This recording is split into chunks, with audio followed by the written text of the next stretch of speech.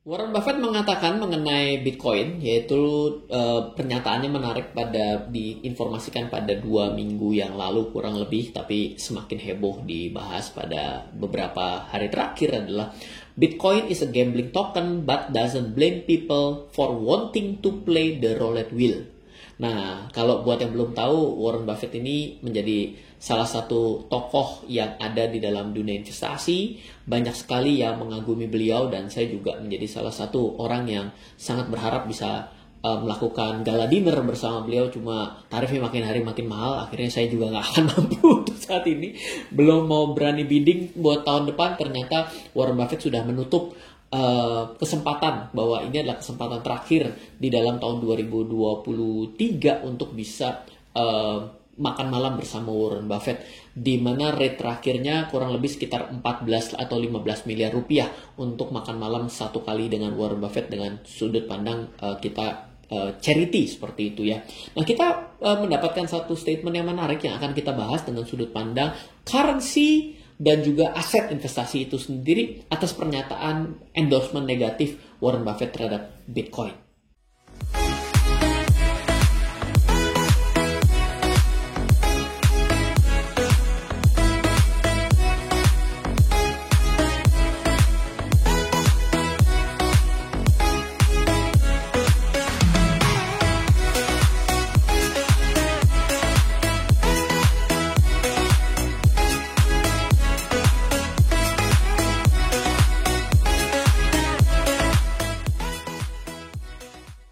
Welcome back di RF Channel on YouTube, back with Ryan Filbert. Dan tentunya ketika kita berbicara di hari Senin, maka kita akan membahas mengenai Forex Commodity Index Derivatif. Dan tentunya bukan hanya dengan Ryan Filbert dan RF Channel, tapi bersama Forex IMF, di mana Forex IMF adalah salah satu pialang terdaftar dan dewas Bapepti di Indonesia, pialang berjangka terdaftar dan dewas Bapepti di Indonesia, yang juga ingin membuat kita semua teredukasi dengan baik bahwa tidak serta-merta pernyataan-pernyataan miring itu harus kita telan mentah-mentah. Salah satunya dengan statement Warren Buffett ini tentunya, dan juga salah duanya adalah yang berpikir bahwa kalau orang trading forex itu bisa habis loh. Saya sendiri sudah melakukan trading emas pada emas derivatif sejak tahun 2016. Saya tidak pernah mengalami loss satu kali pun seperti itu. Loh, kok bisa seperti itu, Ryan? Coba keluarin portofolio. Enggak, ada logika dasarnya begini. Apakah ada orang yang beli emas, dibeli, dibawa pulang, apakah dia bisa jatuh bangkrut dengan membeli emas? Jawabannya tidak. Kalau dia ngutang, bisa bangkrut? Bisa, kalau dia tidak mampu bayar cicilan emasnya. Tapi apakah ada orang yang beli emas, dibawa pulang ke rumah, itu dia bisa bangkrut? Tidak kan? Berarti sebenarnya, kalau tidak sadar bahwa membeli emas derivatif pun bisa sama seperti membeli toko emas, maka pemahaman basic mengenai instrumen derivatif, yaitu mulai dari forex, commodity, dan indeks, itu belum sampai dengan konsep dasarnya. Oleh karena itulah, kenapa seperti Forex IMF itu ingin sekali berada di kanal RF Channel untuk bisa memberikan informasi yang baik dan benar. Dan kenapa saya juga bisa bekerja sama dengan Forex IMF? Karena Forex IMF memudahkan kita semua untuk melakukan trading sehari-hari dengan memberikan indikator-indikator terapan, at least ada 4 indikator terapan, belum lagi beberapa signal trading yang menurut saya juga sangat bagus. Anda bisa coba sekarang juga gratis dengan mendaftar di foreximf.com. Setelah Anda daftar, Anda bisa coba langsung virtual tradingnya. Dan kalau Anda merasa Anda bisa mencoba untuk perjalanan memulai, tentunya yang penting adalah Anda paham dulu bagaimana cara menghitung risiko dalam perdagangan Forex Commodity Index Derivatif. Warren Buffett, Bitcoin is a gambling token but doesn't blame people for wanting to play the roulette wheel. Oke, kita mulai. Tanggal 12 April lalu, Warren Buffett mengatakan pada sebuah acara di CNBC, beliau ditanyai gitu ya, dan dia menyatakan bahwa ya namanya Bitcoin mah cuma bagian dari sebuah gambling sajalah gitu ya. Dan dia mengatakan inti dasarnya adalah Warren Buffett menyatakan bahwa Bitcoin itu tidak ada nilai intrinsiknya di sana. Dengan tidak ada nilai intrinsik, ngapain kamu akan membeli si coin or token tersebut gitu. Dia mengatakan token ya, Bitcoin is token. Sebenarnya Bitcoin is coin, namanya aja coin gitu ya, masa token gitu ya. Oke. Bagaimana statement ini menurut Anda? Di mana Bitcoin Menurut Warren Buffett adalah something like Bitcoin, it is a gambling token, sebuah token gambling, and it doesn't have any intrinsic value, tapi tidak menghentikan orang untuk bermain di roulette toh. Orang walaupun tahu bahwa roulette adalah sebuah judi, tetap aja ada orang yang judi seperti itu ya. Anda belum pernah tahu saja ya bahwa ketika saya pernah pergi ke Genting di sana di Malaysia itu ada orang yang saya pernah wawancara, dia gambling for living. Kalau trading for living sudah pernah dengar dan nggak percaya, ada orang yang gambling for living dan masih hidup sudah sampai tua. Saya tanya, sudah berapa lama? Ada 15 tahun. Hah? 15 tahun gambling for living dan you still alive? Saya bilang, hebat banget loh gitu ya. Oke, jadi dia menyatakan, participate in something where it look like easy money is a human instinct which has been unleashed. Ya, jadi dia mengatakan bahwa ini adalah sesuatu easy money yang orang suka berpikir gitu. Kenapa ada orang yang mau membeli lotre gitu? Karena apa? Karena dia sudah berhitung ya. Ada orang yang menyatakan kenapa orang mau beli lotre, karena dia berhitung bahwa kalau dia tidak bisa mendapatkan dari lotre, dia tidak akan pernah mencapai uang tersebut. So, marilah bermain lotre. Dia menyatakan seperti itu. Inilah teori yang lain lagi gitu. Tapi kita tidak mau bahas itu. Tapi ada beberapa poin yang menarik kalau kita berbicara mengenai sudut pandang yang dilakukan oleh Warren Buffett sendiri yang kita bahas tentunya di video kali ini. Sebenarnya mata uang juga tidak memiliki nilai intrinsik.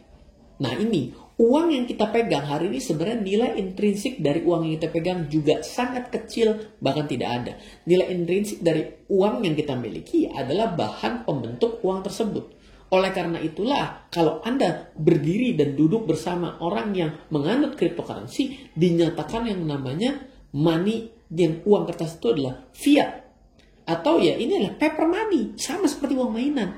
Kenapa yang ini kamu anggap ada nilainya? Karena ada tulisan uangnya. Dan yang mengeluarkan adalah Amerika.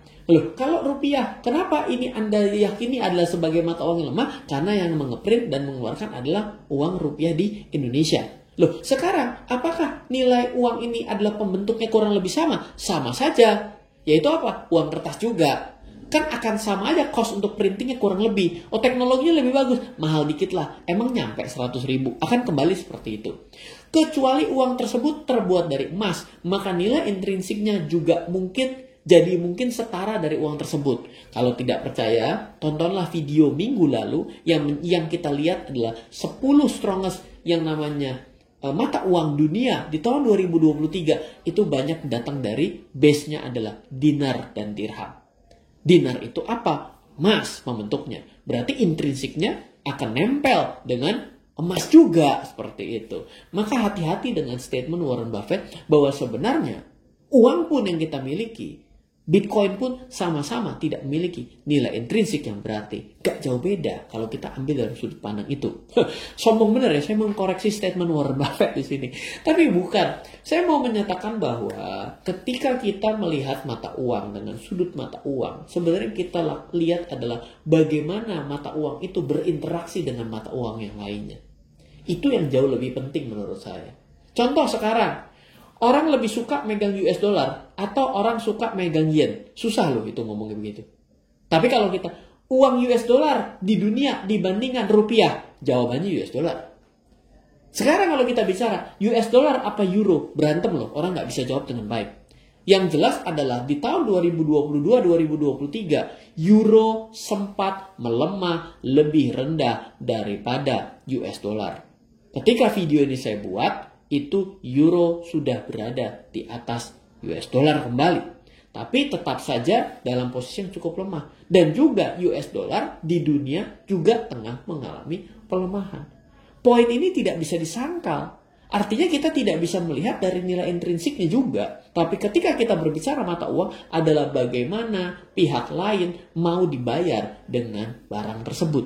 Itu jauh lebih menarik kita bicarakan. Apakah Bitcoin tidak layak dijadikan mata uang? Pertanyaannya. Jawabannya sampai hari ini menurut saya tidak. Bukan karena masalah dilarang dan regulasi. Tapi menurut saya masalah fluktuasi. Lah masa iya saya dikasih 1 Bitcoin. Hari ini saya bisa belanja dengan beli mobil mewah. Lalu setelah itu minggu depan saya dikasih Bitcoin. Saya beli mobil mewah separuh pun tidak dapat. Apa kabar kalau itu terjadi sebagai suatu nilai yang diakui untuk ditukar dengan barang lain? Bahkan jadi masalah, bukan? Nah, Dan secara tidak kita sadari sebenarnya mata uang mana ada dalam waktu beberapa minggu atau beberapa hari turun 24% dan selanjutnya naik 60%, itu ada di layar. Itu mungkin tidak akan bisa diterima sebagai standarisasi mata uang. Poin ini yang di-capture. Jadi kalau dibicarakan mengenai nilai intrinsik, menurut saya misleading juga sih. Kenapa? Karena uang kertas yang kita pakai juga sama juga, pembentuknya begitu-begitu juga. Tapi kalau kita bicara kalau gitu, Ryan setuju dong bahwa kalau sama-sama tidak nilai intrinsiknya, Bitcoin dipakai sebagai mata uang. Saya juga nggak setuju. Kenapa? Karena fluktuasinya memang kayak orang main judi.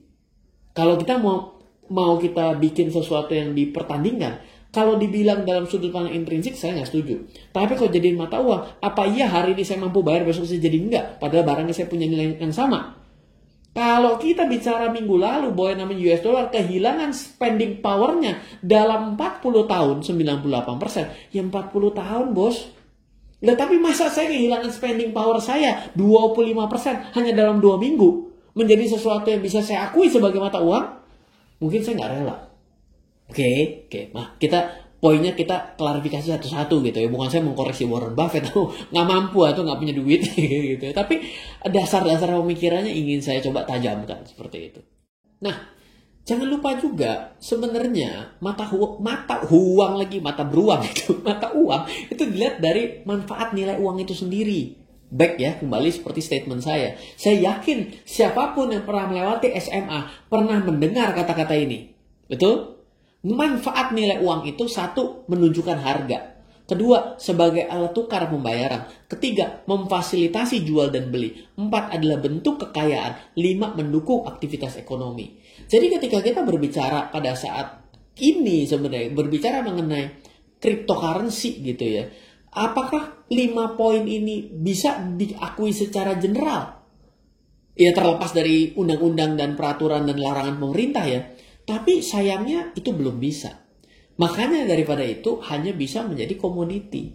Dan kalau misalnya kita mau berbicara mengenai mata uang sendiri, ya mata uang yang memang menjadi common practice ya, mata uang yang kita tahu yaitu US dollar, kita bicara mengenai mata uang dunia, dan kita juga akui bahwa, contoh gini, kita bicara, Ryan, kalau saya melihat yang namanya rupiah juga mata uang, betul. Tapi kenapa rupiah itu tidak bisa mengalahkan US dollar? Ya pertama udah beda gitu ya. Karena US dollar itu adalah salah satu hard currency. Diakui secara internasional gitu ya. Dijadikan sebagai alat tukar perdagangan komoditi dunia gitu ya. Bahkan kita pernah bahas juga US dollar per troy ounce. Ya kan? Berarti kita bicara mengenai emas itu dihitung secara satuannya lawan US dollar secara common ya. Bahkan ketika kita berbicara ada exchange-nya ada di daerah Eropa, tapi perhitungan utamanya menggunakan US dollar. Bagaimana tidak diakui sekali US dollar itu? Betul? Tapi kalau kita di Indonesia, kita apakah bisa menggunakan mata uang rupiah di luar negeri sampai di Amerika? Nyari money changer-nya pun sulit seperti itu.